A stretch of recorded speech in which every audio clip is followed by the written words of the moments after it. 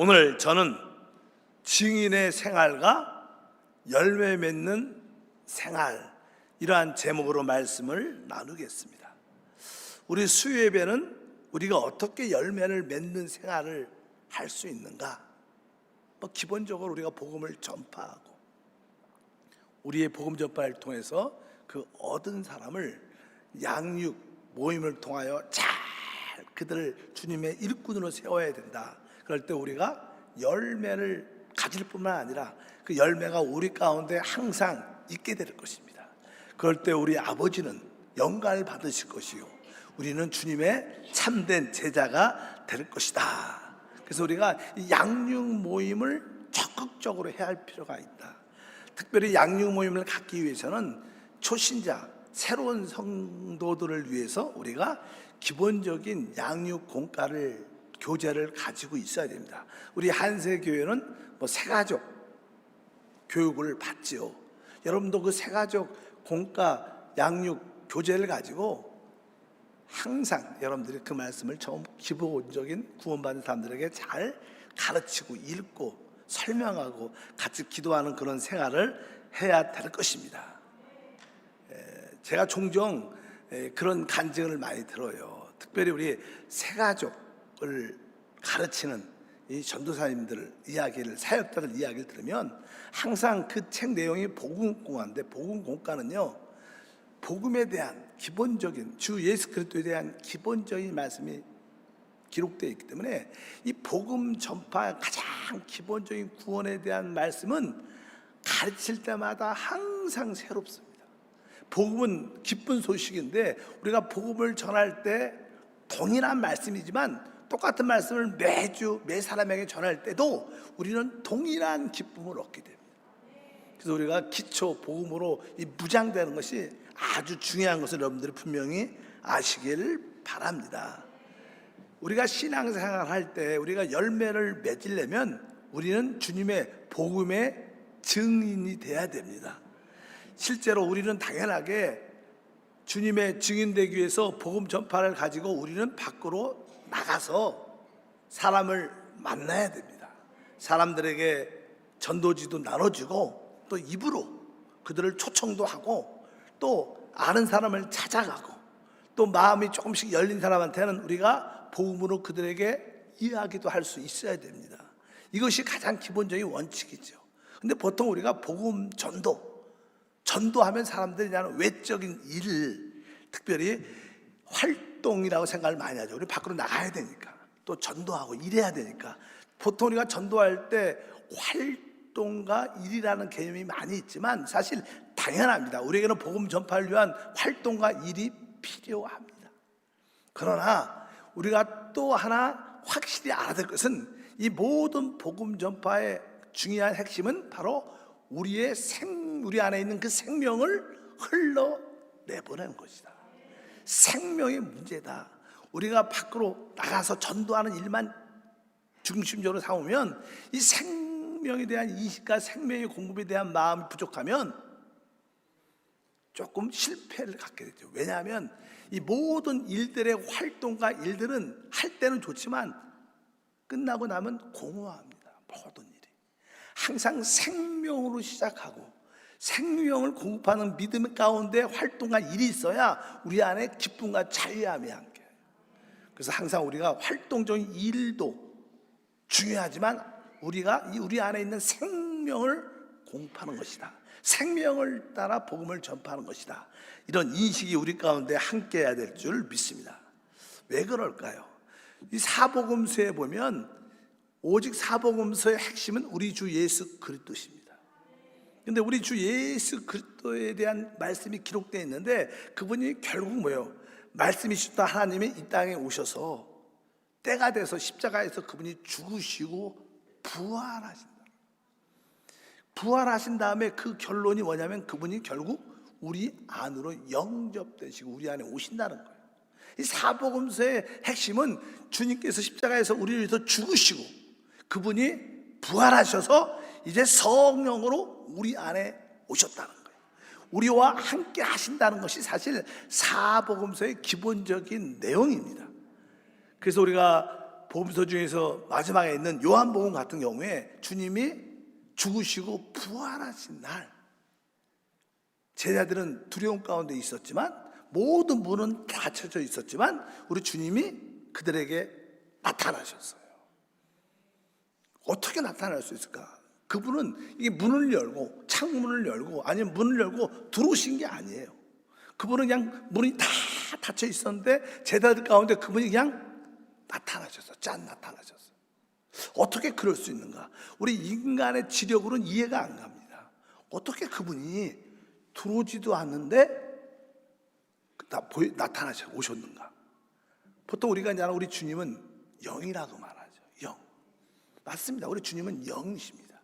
그러니까 이러한 어떠한 공간을 초월하시죠. 이런 문을 통과해서, 영적인 존재니까 통과할 수 있으셔요. 근데 우리 주님은 그냥 영만 아니셨어요. 바로 우리 주님은 십자가에 못 박힌 흔적, 손에 옆구리에 상처받은 흔적이 있으셨어요.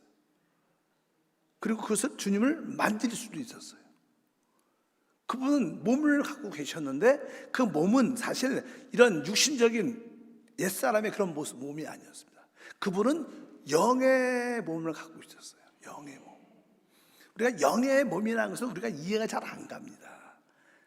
잠깐만 사람들은 영의 몸 하면 물질, 이렇게 우리도 몸도 이렇게 물질적인 세계를 많이 갖고 있지만 우리 주님이 부활하시고 그분은 영의 몸을 갖고, 근데 영의 몸이시지만 그 예수님이 십자가에 못 박히고 옆구리에 창에 찔린 그런 흔적이 있으셨어요.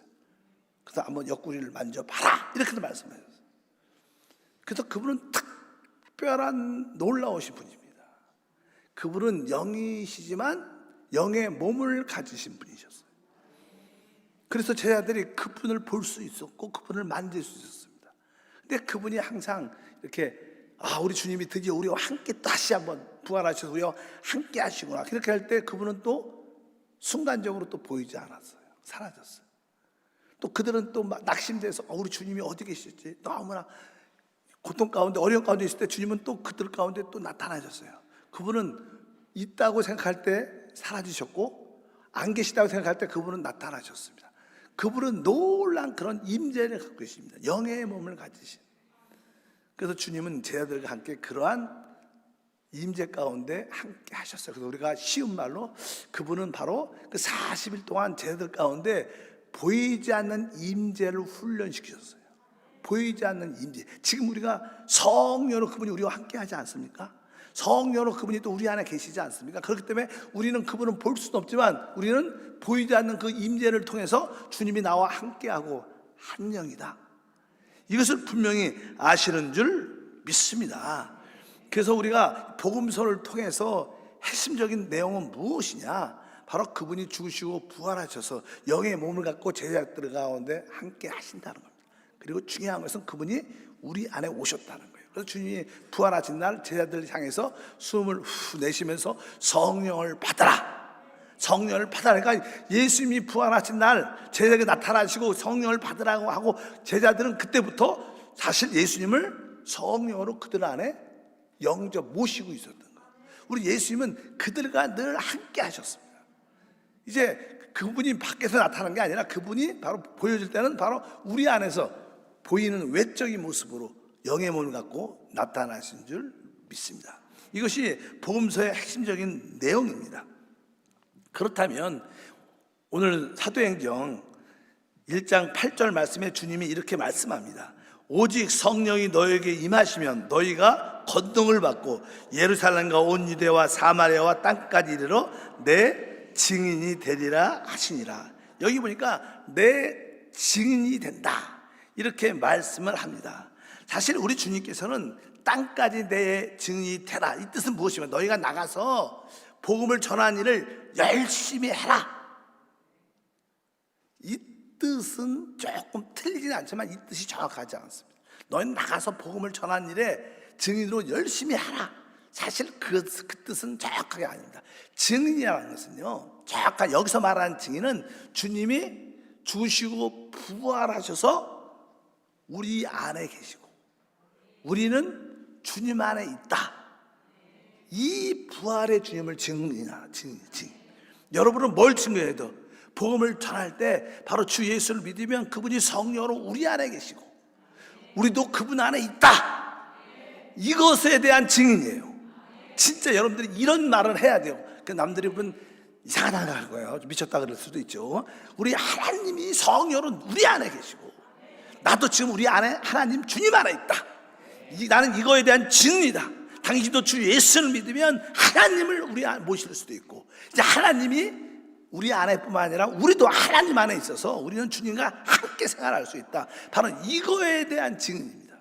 우리가 이 초대교회에서 증인의 핵심은, 복음 전파의 핵심은 예수의 부활이었어요. 부활. 아까 전에도 말씀드렸잖아. 예수님이 죽으시고 부활하셨는데 죽음만 전하면, 부활이 없으면 우리는 성령으로 거듭나지 못해요. 왜? 그분이 부활하셔야지 성령으로 거듭나게 하시는 거예요. 그러니까 이 초대교회 복음 전파의 핵심은 예수의 부활이었습니다. 부활.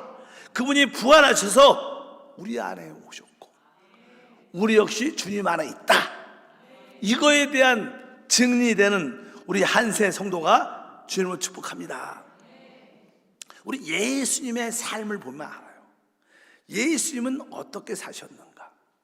사실 예수님은 바로 이 땅에 육신을 입고 오신 아들 하나님이십니다. 그분이 아들 하나님으로 이 땅에 오셨지만 그분은 육신을 입고 계셨어요. 근데 그분을 보내신 분은 아버지 하나님이셨어요. 그래서 항상 그는 아버지가 내 안에 있고 내가 아버지 안에 있다, 이런 말을 진짜 많이 하십니다. 요한복음 14장 10절을 보면 내가 아버지 안에 거하고 아버지는 내 안에 계신 것을 내가 믿지 아니하느냐. 내가 너에게 이런 말은 스스로 하는 것이 아니라 아버지께서 내 안에 계셔서 그의 일을 하시는 것이라. 사실 이 말이 무슨 뜻이냐면 이 말이 바로 증인이라는 뜻입니다. 누구에 대한? 아버지에 대한 증인이에요. 바로 아버지가 어디? 내 안에 계시고 내가 아버지 안에 있다. 너희가 이것을 믿지 못하겠냐, 깨닫지 못하냐, 그러면서 내가 지금 말하는 것도 내가 말하는 게 아니라 내 안에 아버지께서 뭐 하는 거예요? 말씀하는 것이다. 그의 일을, 내 안에서 그분이 일을 하시는 것이다. 그러니까 우리 사실 어떻게 보면 우리 예수님 안에는 예수님이라는, 하나님의 아들 예수님이라는 그 인격이 있어요. 또 한편적으로 아버지가 계셔요. 우리도 이제 주 예수를 믿으면 우리 나의 인격, 우리 인격이 있잖아요. 그리고 우리 안에 성령이신 그리스도가 들어오셔요. 우리 안에는 내 인격이 있고 누가 있어요? 그리스도가 인격이 계셔요. 두 인격이 있는 것처럼 우리 예수님에게도 예수님의 인격, 육신으로 사람이시니까 육신으로 오셔서 그분의 인격이 있었고 그 안에 누가? 아버지가 함께 하셨어요. 이제 나는 두 인격이 있는데 예수님이 거기서 이렇게 죽으시면, 자기를 이렇게 부인하면, 예수님 인격을 부인하면 누가 사는 거예요? 그 안에 아버지가 사는 거고. 그래서 그냥 죽음과 부활은 그런 뜻입니다. 바로 그 우리 예수님 그 안에 주님께서, 주 예수님이 죽으시고 바로 그럴 때 아버지가 사시라. 죽음과 부활, 우리 역시 마찬가지입니다. 우리는 예수님의 죽음과 부활을 증거하는 증인이 돼야 돼요. 내 인격이 죽으면 내 안에 그리스도의 인격이 나타나고, 내가 사는 것이 죽으면 내 안에 주님이 사는 거예요. 바울이 그러죠. 내가 아니요, 내 안에 사시는 그리스도다. 이런 의미를, 우리는 그거에 대한 믿음의 생활이 필요하다는 거예요, 실제로. 그래서 참된 신앙생활, 예수의 죽음과 부활은 곧 우리에게 적용되는 거예요. 그러니까 내 인격이 죽음을 가지면 예수님이 부활로 나타나요. 이게 사실 신앙생활의 가장 기본적인 핵심입니다. 우리가 주님의 증인이 된다는 것은, 주님의 부활에 대한 증인이 된다는 것은 내가 끝나고 그럴 때 우리 안에 주님이 부활로 나타나는 거예요. 그거에 대한 증인을 의미하는 줄 믿습니다. 그래서 항상 우리는 주님을 섬길 때 예수님은 항상 이 땅에 사실 때 자기 자신의 인격을 죽음이란 위치에 뒀어요. 그분은 사실 십자가에서만 자신을 죽은 게 아닙니다. 이 땅에 사실 때부터 그냥 이미 항상 자기 자신의 인격은 항상 죽음의 자리에 두셨어요. 그래서 그 안에 아버지가 사셨어요. 아버지가 말씀하셨어요. 우리의 신앙생활도 똑같은 맥락입니다. 나의 인격이 죽음의 위치에 두어지면 우리 안에 그리스도가 부활로 나타나고 능력으로 나타나는 게 성경에서 말하는 신앙생활의 가장 핵심인 것을 여러분들이 아시길 바랍니다. 다른 말로 말하면 우리 예수님은 복음서를 보면 이 땅에서 독단적으로 단독으로 행하지 않았어요. 항상 그분은 스스로 뭘 한 게 아니라 안에 아버지와 함께 아버지를 따라 행했다. 그렇게 말씀합니다. 요한복음 8장 29절에 말합니다. 나를 보내신 이가 나와 함께 하시도다. 나는 항상 그가 기뻐한 일을 행함으로 나를 혼자 두지 아니하였다. 그러니까 우리 주님은 혼자 계신 적이 없어요. 우리 주님은 항상 아버지와 함께 아버지가 모든 것을 하도록 생활했다는 거예요. 우리도 마찬가지입니다. 우리 안에 이미 예수 그리스도가 우리 안에 영접되셨습니다. 그분이 사는 게 부활이에요. 그분이 살려면 어떻게? 나의 인격은 항상 죽음의 위치에 있어야지. 죽음이 있어야지 부활이 있으니까 죽음은 나에게 역사하고 부활은 이제 우리 안에 계신 주님께 역사함으로 말미암아 우리 삶의 그런 놀라운 축복과 은혜가 함께할 줄 믿습니다. 그래서 우리 자신을 죽음의 위치에 두는 것은 되게 중요합니다. 죽음의 위치. 근데 우리는 자꾸만 내가 살려고 그러죠. 내가 살려고 그러니까 우리에게는 사실 부활의 능력이나 부활의 은혜가 없는 거예요. 내가 살려고 그럴 때, 나를 지키려고 할 때 거기에는 항상 어려움이 수반되게 돼요. 그러나 내가 끝나면, 내가 죽으면 우리 안에 계신 그리스도가 산다. 내가 사는 게 아니라 바울은 고백하죠. 내가 그리스도와 함께 십자가에 못 박혔다. 이런 체험을 가지니까 바로 우리 안에 뭐가 그리스도가 사는 그분의 부활이 나타나는 그것이 바로 신앙생활인데, 이제 여러분들이 전도할 때도 나갈 때 내가 나가는 게 아니라 주여 내 안에 계신 주님이 나가는 겁니다. 나에게 거듭난 영이 있고 그 영과 성령이 연합됐기 때문에 주여 내가 나가는 게 아니라 내 안에 주님이 나가십니다. 내가 전도주를 나눠주는 것도 주님 내가 나눠주는 게 아니라 내 안에 계신 주님이 나눠주는다. 이런 인식이 강해야 돼. 그래야지 우리가 주와 합한 자가 한 영이다. 이 뜻은 그런 생활이 돼야 되는 거예요. 여러분들이 이 의식을 잃어버리면 안 돼요. 영 안에 있는 난 주님과 한 영이다. 내가 기도할 때도 주님 내가 기도하는 거 아니야. 내 안에 계신 주님이 기도합니다. 이렇게 여러분들이 강한 믿음과 은혜가 있어야 돼. 하나님은 오늘도 복음을 전하러 나갈 때 내가 나가는 게 아니라 주님이 나가십니다. 내 전도주를 나눠줄 때 내가 나눠준 게 아니라 주님이 나눠주시는 겁니다. 내가 찬양할 때 내가 찬양한 게 아니라 내 안에 계신 주님이 찬양하십니다. 이렇게 여러분들이 늘 인식하고 그렇게 고백하고 선포하고, 그게 사실은 어떻게 보면 영을 따라 사는 것이다. 대화할 때도 주님 내가 말하고 있지만 내가 아니라 내 안에 계신 주님이 말씀하셔야 됩니다. 주님이 말씀하십니다. 내가 간증하는 게 아니라 주님이 간증하셔야 돼요. 주님이 간증하셔야 돼요. 여러분 이런 훈련이 되면 여러분들은 주와 합한 한영된 생활을 실제로 체험할 수 있어요. 주님은 그렇게 사셨어요. 주님은 그분의 인격이 있었고 그 아버지의 인격이 아버지와 함께 하셨어요. 근데 항상 자기의 인격은 항상 뭐예요? 십자가에 내려놓으셨고, 그러니까 그분이 부활로 하나님이 나타난 거예요. 그래서 우리 예수님을 보면 나를 본 자는 누굴 보는 거예요? 아버지를 보는 거예요. 우리 예수님은 아버지를 표현하고 나타내셨어요. 그분을 나타낸 게 아닙니다. 우리는 그것을 분명히 인식하고 그 원칙이 우리에게도 동일하게 주어졌구나. 그분은 바로 십자가에 죽으시고 부활하셔서 성령으로 우리 안에 이미 와 계셔요. 그리스도가 우리 안에 사십니다. 이제 내가 죽음의 위치에 두면 우리 안에 계시는 주님이 부활로 나타난다.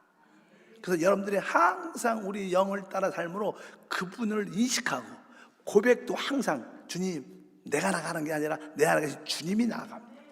내가 전도지를 주는 것이 아니라 주님이 주시는 겁니다. 내가 입을 열어 말하는 게 아니라 내 안에 계신 주님이 말하는 것입니다. 내가 찬양한 것이 아니라 내 안에 계신 주님이 찬양합니다. 그렇게 여러분들이 강권적으로. 주님께서 이렇게 겟세마네 동산에서 마지막 때 기도하죠. 26장 마태복음 39절에 기도하여 이르되 내 아버지여 할만 하시거든 이 잔을 내게서 지나가게 하옵소서. 그러나 나의 원대로 마시옵고 아버지의 원대로 하옵소서. 그러니까 나의 원대로 마옵시고, 여기서 나의 원, 이것은 뭐예요? 주님이 죽음의 위치에 두는 것이고, 아버지의 원은 부활의 주님이 나타나는 거예요. 항상 우리의 신앙생활의 기본 원칙이 이겁니다. 작은 일부터 이걸 적용을 하셔야 돼요. 적용. 뭐 큰 일만 적용하지 말고 보통 우리가 말하고 작은 소소한 일부터도 항상 그 의식을 갖고, 주님, 내가 하는 게 아니라 내 안에 주님이 하시는 겁니다. 우리 영 안에 계신 내주한 그대로 그분을 인식하고 그런 고백을 갖게 되면 여러분들은 점점 보이지 않게 주님으로 적셔지고, 어느 순간에 그것이 어느 정도 이루어지고, 그래서 결국 여러분들이 기도하고 행할 때마다 하나님의 함께 하심을 누리는 놀라운 역사가 우리 가운데 함께 할 줄 믿습니다. 바울은 고린도 후서 5장 15절에 이런 내용을 이렇게 설명하죠. 그가 모든 사람을 대신하여 죽으심은 살아있는 자들로 하여금 다시는 그들 자신을 위하여 살지 않고 오직 그들을 대신하여 죽었다가 다시 살아나신 이를 위하여 살게 하려 함이라. 그러니까 바울은 주님이 우리를 위해서 죽으시고 부활하셔서 우리 안에 오신 것은 이제 우리를 살지 않고 우리를 죽음 가운데 부활시키고 구원하신 그분을 살아라. 이것이 사실 이거에 대한 증인입니다. 주님이 내 안에 계시고 내가 주님 안에 있다. 여기에 대한, 주님과 함께 연합되고 한영된 생활을 할 수 있다. 이것이 우리의 믿음의 생활이다. 이거에 대한 증인. 그러면 우리는 열매를 자연스럽게 맺게 되는 그런 은혜와 축복이 함께 할 줄 믿습니다. 사실 이것은 한마디로 우리가 너무나 많이 들어요. 영을 따라 사는 거예요. 영을 따라, 우리 거듭난 영 안에 성령을 따라, 바로 연합된 영, 한영된 생활. 영을 따라 사는 것은 바로 그 연합된 영, 한 영을 따라 사는 거죠. 그것이 바로 증인의 모습이다. 땅끝까지 이르렀는데 증인이 되라. 근데 이러한 증인, 부활의 주님을 우리 영 안에 사신 것을 표현한다면 우리는 자연스럽게 열매를 가질 수밖에 없습니다. 하나님이 열매가 될 수 있는 사람을 붙여주시고, 또 우리는 또 열매를 갖게 되는 그런 은혜와 축복이 함께 할 줄 믿습니다. 그래서 신앙생활의 기초, 내가 아니구나, 내 안에 그리스도구나. 우리가 늘 고백하죠. 하나님께서 계시해 주셨네. 무엇을? 그의 아들이 내 안에 사심을. 이제 내가 사는 게 아니라 바로 내 안에 주님이 사는 거예요. 그리스도가 사는 거예요. 내 안의 인격이 항상 죽음 위치에 두어지면 그분이 부활의 능력으로 우리 가운데 나타나셔서 이제 그분이 바로 우리 안에 그분의 모습을 나타낼 줄 믿습니다. 여기에 대한 증인이 우리의 신앙생활의 핵심인 줄 믿습니다. 그러니까 오늘 또 우리 전도하고 찬양하고 기도할 때 무엇을 하든 간에 바로 여러분들은 하나님, 내가 아니라 내 안에 주님이 하시는 겁니다. 내가 나가는 것이 아니라 주님이 나갑니다. 내가 기도하는 거 아니라 내 안에 계신 주님이 기도하십니다. 내가 찬양하는 게 아니라 내 안에 계신 주님이 찬양하십니다. 내가 전도하는 것이 아니라 주님이 전도하는, 내 안에 계신 주님이 전도하는 것입니다. 사실 우리는 전도할지도 모르고 우리는 입을 열어 복음을 전할지 잘 몰라요. 그러나 우리 안에 계신 주님이 하시는 거니까 우리는 순종하고, 나는 내 자신을 죽음의 위치에 두고, 우리가 죽지 않으면 되게 이렇게 우리 사람, 혼적인 사람들은 이게 감정이 있으니까 부끄러워하죠. 체면 의식이 있죠. 그렇잖아요. 그러니까 안 죽었으니까, 죽음의 위치 없어요. 우리 죽으면 얼굴이 죽었으니까 얼굴이 뻔뻔해집니다. 느낌이 없어요. 남들이 막 뭐라 그래도, 막 화를 내도 어떻게 웃을 수 있고, 뭐 그런 마음에 상하지 않아요. 어떻게 보면 더 기쁨으로 충만하죠. 그래서 여러분들이, 우리의 증인은 예수의 죽음과 부활에 대한 증인인데, 그 죽음과 부활에 대한 체험을 실제로 우리 안에서 체험돼야 됩니다. 하나님, 나의 인격은 죽음 위치에 둘 때마다 주님이 내 안에 사십니다. 주님이 내 안에 사십니다. 모든 일은 내가 하는 게 아니라 주님이 하십니다. 계속 고백을 해야 돼요. 그분을 영 안에 계신 그분을 인식하고 느끼면서 계속 주님이 하시는 겁니다. 내가 아닙니다. 주님이 하십니다. 주님이 전도하시는 겁니다. 나는 그냥 따라갑니다. 주님이 하십시오. 주님이 입을 열어주십시오. 주님이 입을 열어 그에게 복음을 말하게 하십시오. 주님이 입을 열어 지혜롭게 말씀하십시오. 주님이 말씀. 계속 이렇게 하다 보면 어느 순간에 주님과 한정된 생활을 우리 모두가 갖게 될 줄 믿습니다. 이것이 사실 우리가 전도 맺는 길이다. 우리가 열매 맺는 길이다. 이렇게 전도든 복음을 전하든 열매 맺든 이런 모든 것이 이루어지는 것이다. 주님이 늘 그렇게 이 땅에서 생활을 하셨어요.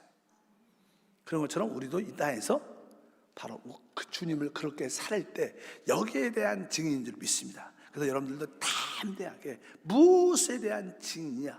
예수의 부활에 대한 증인. 그 부활의 모습이 뭐예요? 그분이 내 안에 계시고 내가 그분 안에 있다는 게 부활이에요. 그게 증거예요. 증명. 그러니까 이 이야기를 하는 거예요. 복음을 전할 때 예수의 부활하셔서 그분이 우리 안에 계시고 우리도 주님 안에 있다. 이제 주님과 함께 하니까 우리는 믿음으로 다 할 수 있다. 교회 나와 보십시오. 하나님이 하십니다. 하나님이 치유하십니다. 축복하십니다. 이렇게 말할 수 있어요.